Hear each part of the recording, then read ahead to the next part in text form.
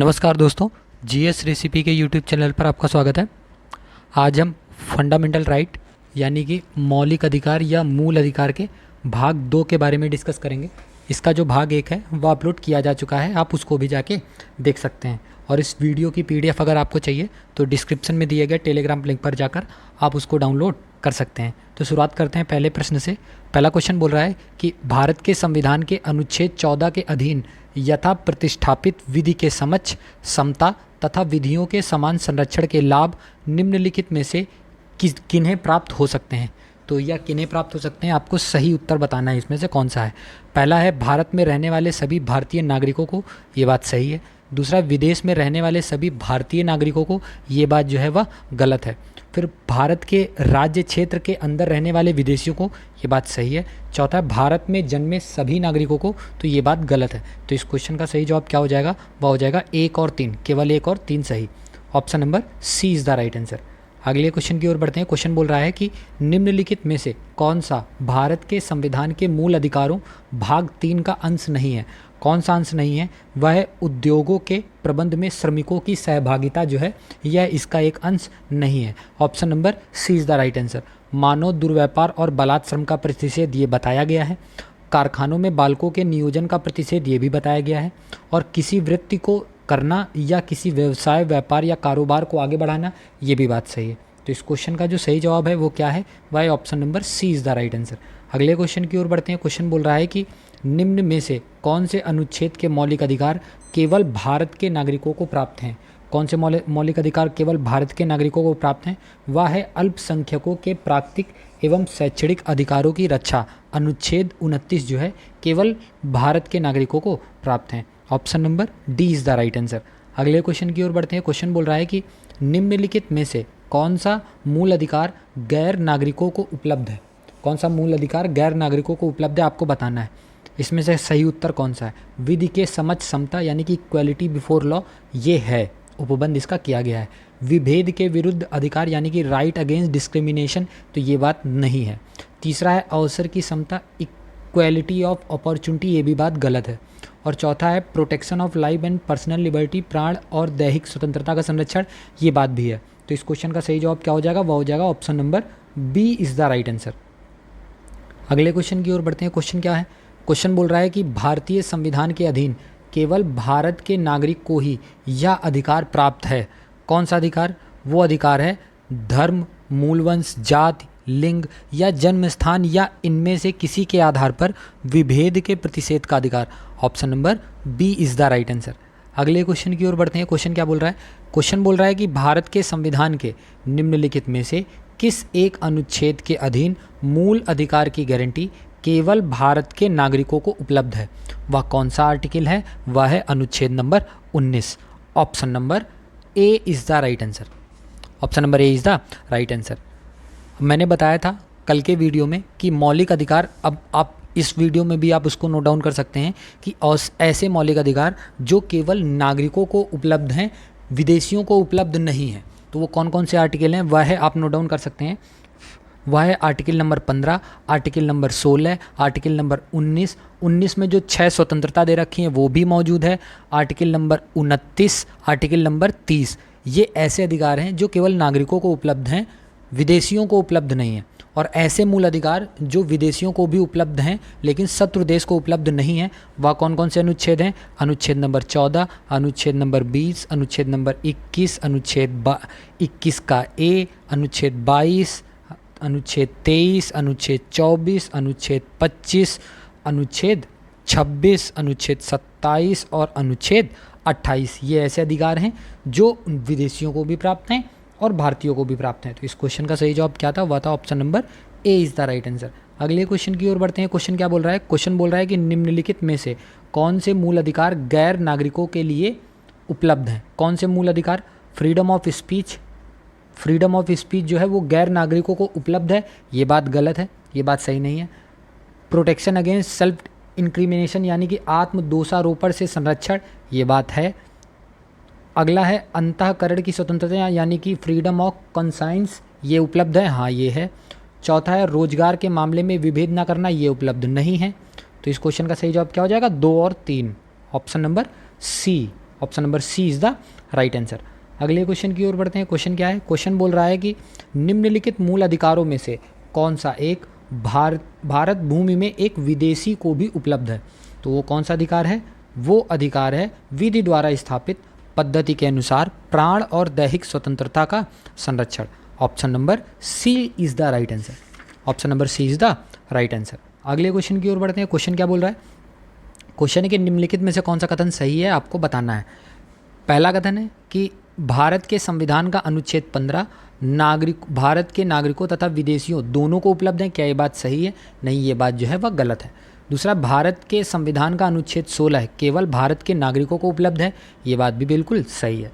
तीसरा है, भारत के संविधान का अनुच्छेद 21 भारत के राज्य क्षेत्र में भारत के नागरिकों तथा विदेशियों दोनों को समान रूप से उपलब्ध है। क्या ये बात सही है? हाँ, ये बात बिल्कुल सही है। इस क्वेश्चन का सही जवाब क्या हो जाएगा? वह हो जाएगा option number B is the right answer.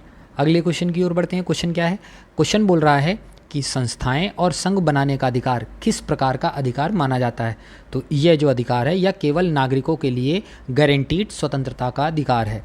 Option number B is the right answer. अगले क्वेश्चन की ओर बढ़ते हैं। क्वेश्चन बोल रहा है कि भारतीय संविधान में जैसा निहित है निम्न में से कौन सा समानता के मौलिक अधिकार में सम्मिलित नहीं है, आपको बताना है। वह कौन सा सम्मिलित नहीं है? वह है आर्थिक समानता, यानी कि economic equality. Option number D is the right answer.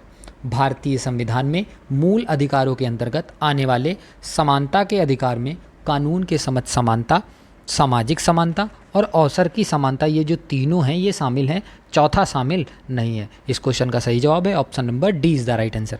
अगले क्वेश्चन की ओर बढ़ते हैं। क्वेश्चन बोल रहा है कि भारत के संविधान का निम्नलिखित में से कौन सा अनुच्छेद यह निर्धारित करता है कि राज्य कोष से संपोषित कुओं, तालाबों एवं स्नान घाटों का प्रयोग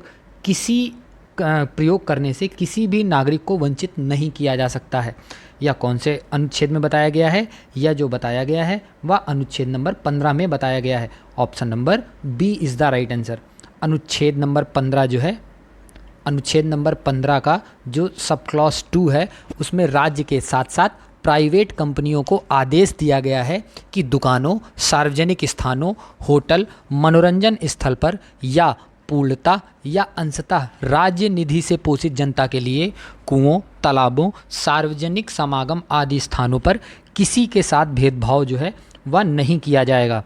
तो इस क्वेश्चन का सही जवाब क्या है? वह है option number B is the right answer. अगले क्वेश्चन की ओर बढ़ते हैं। क्वेश्चन बोल रहा है कि निम्नलिखित में से कौन सा अनुच्छेद श्रमिकों को पर्याप्त मजदूरी न दिए जाने से अतिलंबित होता है? तो वह कौन सा अनुच्छेद है? वह है अनुच्छेद number 23। Option number D is the right answer.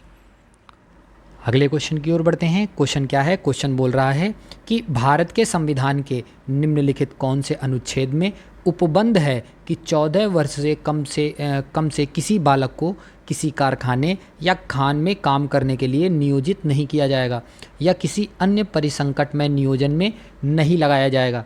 या कौन से अनुच्छेद में बताया गया है? या अनुच्छेद नंबर 24 में बताया गया है। Option number A is the right answer. अनुच्छेद 24 में कारखानों आदि में बच्चों के नियोजन पर प्रतिबंध के बारे में बताया गया है और इसमें कहा गया है कि 14 वर्ष से कम आयु के किसी बच्चे को किसी कारखाने या खान में काम करने के लिए नियोजित नहीं किया जाएगा या किसी अन्य परिसंकट में नियोजन में नहीं लगाया जाएगा। और अनुच्छेद 24 जो है वो जोखिमपूर्ण कार्यों से संबंधित कारखानों में बालकों के नियोजन को पूर्ण रूप से निषेधित जो है वह करता है। तो इस क्वेश्चन का सही जवाब क्या है? वह है option number A is the right answer. अगले क्वेश्चन की ओर बढ़ते हैं। क्वेश्चन बोल रहा है कि भारत के संविधान का अनुच्छेद 24 जोखिमपूर्ण कार्यों से संबंधित कारखानों में बालकों के नियोजन को निषेध करता है। ऐसा जो निषेध है वो किस तरीके का निषेध है? ऐसा जो निषेध है वह अब्सोल्यूट प्रोहिबिटेशन है, यानी कि पूर्ण निषेध है। Option number A is the right answer. अगले क्वेश्चन की ओर बढ़ते हैं। क्वेश्चन बोल रहा है कि निम्नलिखित कथनों में से कौन सा एक सही है, आपको बताना है। तो इसमें से जो सही ऑप्शन है वह है अधिकार राज्य के विरुद्ध नागरिकों के दावे हैं।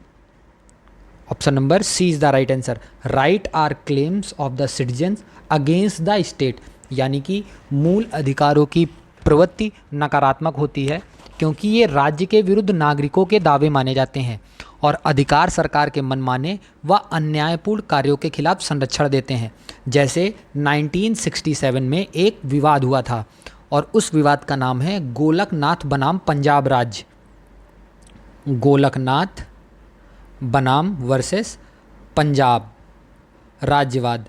इसमें जो हुआ था, इसमें उच्चतम न्यायालय ने कहा कि संसद को भाग 3 यानी कि मूल अधिकार में संशोधन की शक्ति प्राप्त नहीं है तथा यह व्यवस्था दी गई है कि संवैधानिक संशोधन भी भारत के संविधान के अनुच्छेद 13 के अधीन विधि है, जिन्हें मूल अधिकारों के असंगत होने पर शून्य घोषित किया जा सकता है।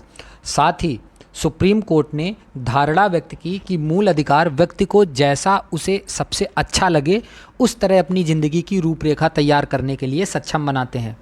फिर उसके बाद समय बीता और 1973 यानी कि 1973 में एक और केस हुआ जिसका नाम है केशवानंद भारती केस, केशवानंद भारतीवाद। इसमें सुप्रीम कोर्ट ने माना कि संसद जो है मौलिक अधिकारों में संशोधन कर सकती है, बशर्ते इससे संविधान का आधारभूत संरचना जो है आधारभूत संरचना यानी कि मूल ढांचा जो है वो नष्ट ना होता हो। अर्थात संविधान की मूलभूत संरचना एक तरफ तो न्यायिक पुनरावलोकन की शक्ति से संबंध है, दूसरी ओर संविधान के अनुच्छेद 368 पर बाध्यताएं भी आरोपित करती है। तो इस क्वेश्चन का जो सही जवाब है वह क्या है? वह है option number C is the right answer.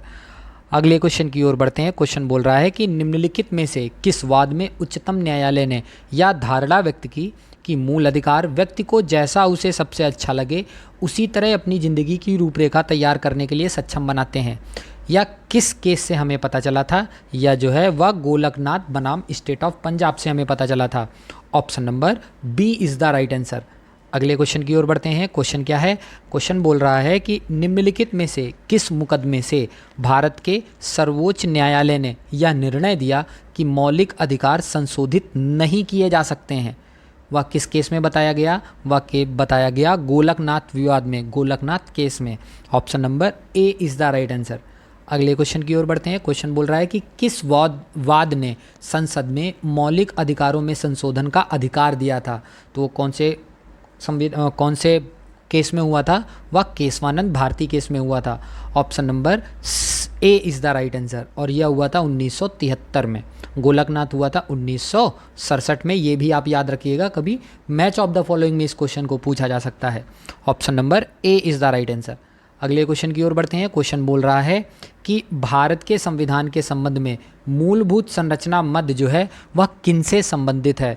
वह जो संबंधित है वो न्यायिक पुनरावलोकन की शक्ति से भी संबंधित है, या केशवानंद भारती मामले 1973 में निर्णय से भी संबंधित है, या भारत के संविधान के अनुच्छेद 368 पर बाध्यताएं से भी संबंधित है, और गोलकनाथ मामले 1967 में निर्णय से संबंधित ये नहीं है। तो इस क्वेश्चन का सही जवाब क्या हो जाएगा? वह हो जाएगा option number A is the right answer. Option number A is the right answer. अगले क्वेश्चन की ओर बढ़ते हैं। क्वेश्चन क्या बोल रहा है? क्वेश्चन है कि निम्नलिखित में से किस वाद में उच्चतम न्यायालय ने यह व्यवस्था दी कि संवैधानिक संशोधन भी भारत के संविधान के अनुच्छेद 13 के अधीन विधि है, जिन्हें मूल अधिकारों के असंगत होने पर शून्य घोषित किया जा सकता है? या किस केस में बताया गया था? या जो बताया गया था या गोलकनाथ वाद में बताया गया था, गोलकनाथ केस में। Option number B is the right answer. अगले क्वेश्चन की ओर बढ़ते हैं। इस क्वेश्चन का सही जवाब ऑप्शन नंबर बी था। अगले क्वेश्चन पे बढ़ते हैं। क्वेश्चन बोल रहा है कि मूल अधिकारों से असंगत या उनका अल्पीकरण करने वाली विधियों को किस अनुच्छेद के अंतर्गत जो है वह शून्य घोषित किया गया था? तो यह जो है वह अनुच्छेद 13 से संबंधित इसके अंतर्गत शून्य घोषित किया गया था। Option number B is the right answer. अगले क्वेश्चन की ओर बढ़ते हैं। क्वेश्चन क्या है? क्वेश्चन बोल रहा है कि कथन दे रखा है, आपको बताना है। कथन एक है मौलिक अधिकार लोगों के अधिकारों और स्वतंत्रताओं की सरकार के विधायी एवं कार्यपालक पक्षों के अतिक्रमण से रक्षा करते हैं। क्या ये बात सही है? हाँ, ये बात जो है वो बिल्कुल सही है। दूसरा कथन है मौलिक अधिकार नागरिकों के अधिकारों की गारंटी देते हैं। ये भी बात सही है और ये इसका सही एक्सप्लेनेशन भी करता है। तो इस क्वेश्चन का सही जवाब हो जाएगा, वो कौन सा हो जाएगा? वह हो जाएगा option number A is the right answer. अगले क्वेश्चन की ओर बढ़ते हैं। क्वेश्चन क्या है? क्वेश्चन बोल रहा है कि भारतीय नागरिकों को मौलिक अधिकारों पर विवेक युक्त नियंत्रण लगाने का जो अधिकार है वह किसको प्राप्त है, या जो अधिकार है वह संसद को प्राप्त है। Option number D is the right answer. अगले क्वेश्चन की ओर बढ़ते हैं। फिर से कथन और कारण वाला क्वेश्चन है। क्वेश्चन बोल रहा है कि कथन है कि मौलिक अधिकार निरपेक्ष नहीं है, मतलब कि ये अब्सोल्यूट नहीं है। क्या ये बात सही है? हाँ, ये बात सही है। कारण है कि संविधान द्वारा प्रदत्त मौलिक अधिकार न्यायिक व्याख्याओं के अधीन है। क्या ये भी बात सही है? हाँ, ये भी बात सही है, और ये इसका सही एक्सप्लेनेशन भी देता है। ऑप्शन नंबर ए इसका सही जवाब हो जाएगा। Option number A is the right answer. अगले क्वेश्चन की ओर बढ़ते हैं। क्वेश्चन क्या है? क्वेश्चन बोल रहा है कि मौलिक अधिकार क्या हैं। मौलिक अधिकार जो हैं वो वाद योग हैं, यानी कि जस्टिसिएबल हैं। Option number A is the right answer. अगले क्वेश्चन की ओर बढ़ते हैं। क्वेश्चन क्या है? क्वेश्चन बोल रहा है कि मौलिक अधिकार जो हैं वो क्या हैं। मौलिक अधिकार जो हैं ये आपातकाल स्थिति में निलंबित किए जा सकते हैं। Option number D is the right answer. अगले क्वेश्चन की ओर बढ़ते हैं। क्वेश्चन क्या है? क्वेश्चन बोल रहा है कि भारत के संविधान में प्रत्याभूत यानी कि गारंटीड मूल अधिकार निलंबित किए जा सकते हैं केवल किस कंडीशन में? केवल राष्ट्रीय आपात उद्घोषणा द्वारा। Option number A is the right answer. अगले क्वेश्चन की ओर बढ़ते हैं। क्वेश्चन क्या है? क्वेश्चन बोल रहा है कि भारत में नागरिकों के मौलिक अधिकारों में संशोधन कौन कर सकता है? तो ये जो संशोधन है वह संसद कर सकती है, यानी कि parliament. Option number C is the right answer. और आज के अंतिम प्रश्न की ओर बढ़ते हैं। क्वेश्चन है कि मौलिक अधिकारों का जो संरक्षक है वह किसको माना जाता है? तो मौलिक अधिकारों का जो संरक्षक है वह सुप्रीम कोर्ट यानी कि सर्वोच्च न्यायालय को माना जाता है। Option number A is the right answer. तो ये जो सीरीज चल रही है कैसी लग रही है आपको? प्लीज़ कमेंट सेक्शन में लिख के बताइए, और वीडियो को लाइक करिए, चैनल को सब्सक्राइब करिए। धन्यवाद।